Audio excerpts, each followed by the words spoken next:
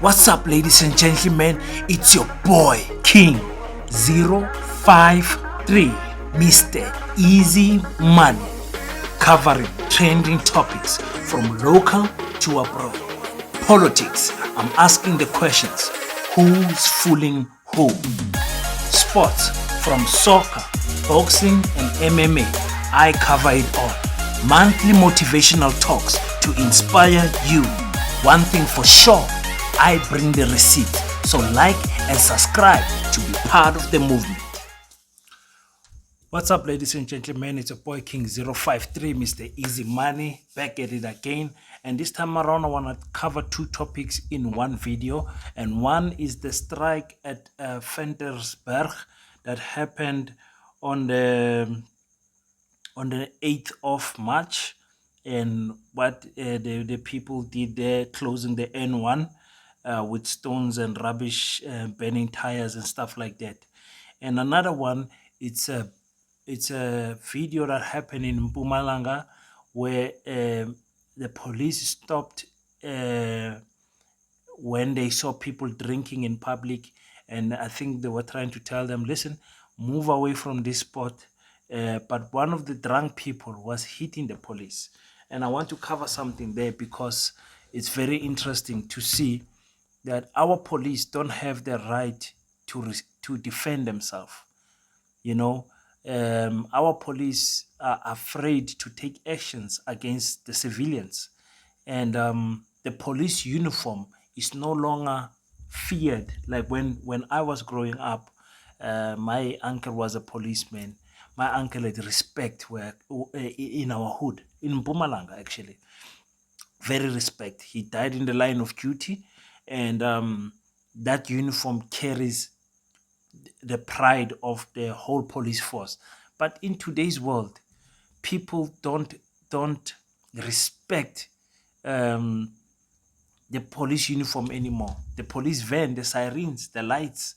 You saw on the 31st of on New Year's Eve, people were jumping on top of cars, on the police cars, jumping on top of police cars. They absolutely no respect, no regard for the law of the country.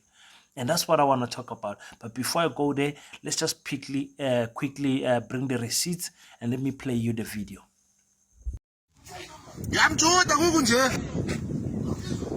Bafana mlise. Mlise bafana. Bayapha.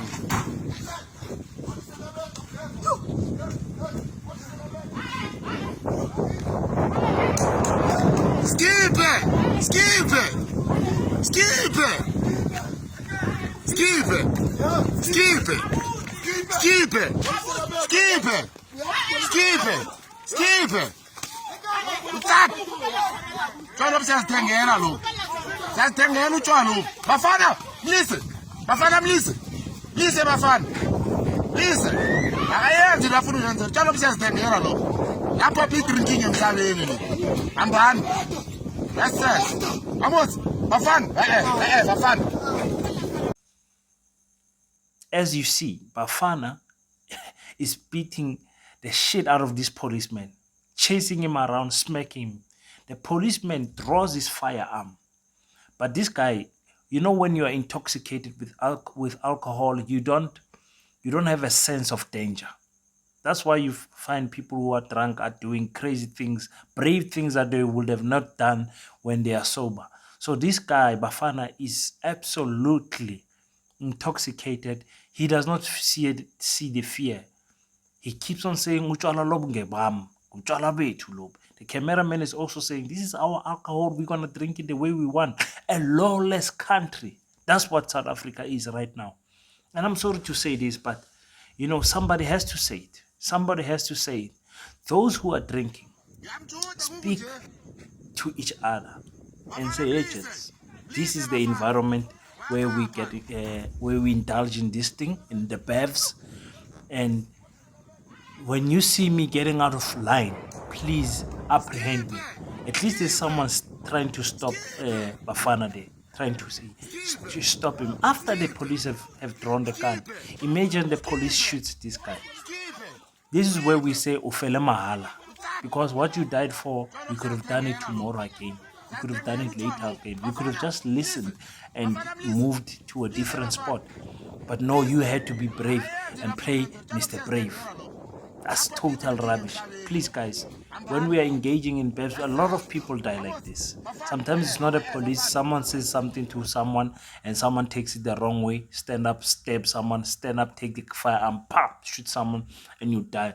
And when you hear the argument, what happened when you try to hear the story, it's about Kaiser Chiefs, it's about an ex-girlfriend, it's about 120 rand. It's about small matters that people die for. So another thing I want to cover is this thing of Ventersburg, where there was a service delivery protest in Ventersburg on the 8th of March, and the way these people were acting, man, guys, we can't move forward with this type of behavior. I promise you, and I understand. I grew up in Kwamhlanga, Kwandebele, where we had a problem with water. And I remember at one time when we were striking for water, we banned I was still young, I was still in primary. I think we banned the mayor or the councillor's car when I was still young. Imagine, I was in primary. Today, I'm over 30 years old. I'm in my mid-30s, and there's still no water in Kwamhlanga. Everybody's got a Jojo tank. Everybody's got a borehole. There is still a water problem in Kwamhlanga. So the actions we took that day did not help the cause. Being violent never helps the cause. Look what these people of Ventersburg did, guys.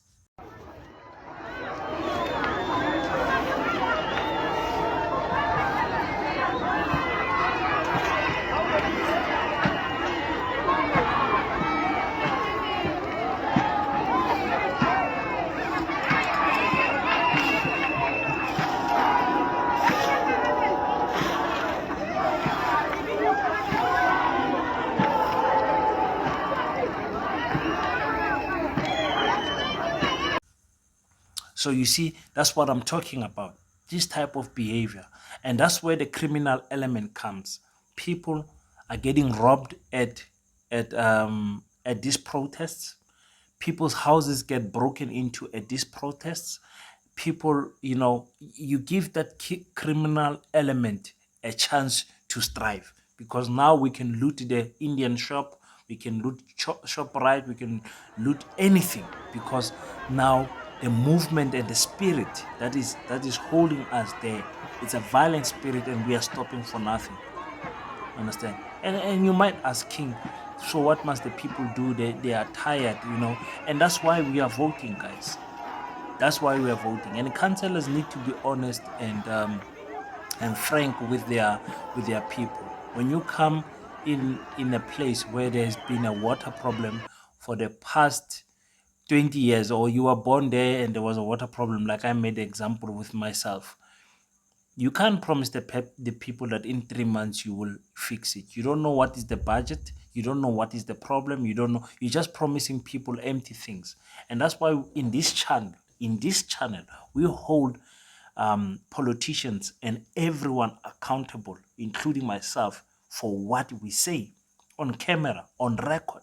Whatever we say, we hold you accountable for that, because you're as good as your word. And if your word is not good, then you're worthless. You understand what I'm saying? So when we protest, really, we cannot ban the roads and damage infrastructure. We South Africans have to move away from that things. Many African countries are looking at us South Africans as the Dubai of Africa, of the African continent.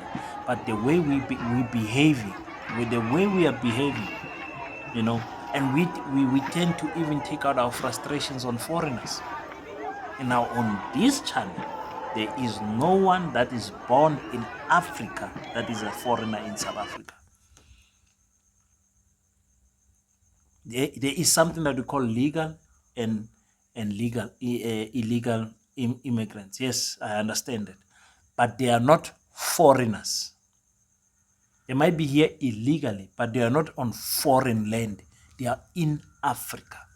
I strongly believe on that, and I will never ever consider my African brother as an outsider in Africa, because the most painful thing that can happen is you as a South Africa going somewhere in Togo, going in Senegal, going in Nigeria, and you are there for a business trip, for a holiday in Ethiopia or somewhere, I don't know, and you find that the people that are serving you, and you find the people that that you meet there in that country, one of their relatives died in South Africa because of xenophobic attacks. It's an embarrassment. That's when you will feel that you are being treated unfair because of how people view the South Africa to be xenophobic. You understand what I'm saying? So we have to be careful of these things. We have to be careful of these things. And the frustration is there. Our law and order is not enforced. And that's why I was mixing these two videos, that if a policeman could not discipline this one guy, how are they going to discipline a mob? By the time you get to the mob, someone else's child will be in a tire, burning to death. And that's the thing with our police currently right now. We don't have police people right now, teachers, nurses, security, that grew up thinking that they want to do that. The people who are police and nurses and teachers right now are doing that because of unemployment. You know, I will tell you one day my story of how I was in the police force. I'm not really in the police force, how I failed the police force test because of my tattoos. I have tattoos. I can't show you now, but anyway, yes, you have that situation where I grew up wanting to be a police like my uncle. Um, Physically, I'm fit. I'm a bull. I'm a Tsonga man.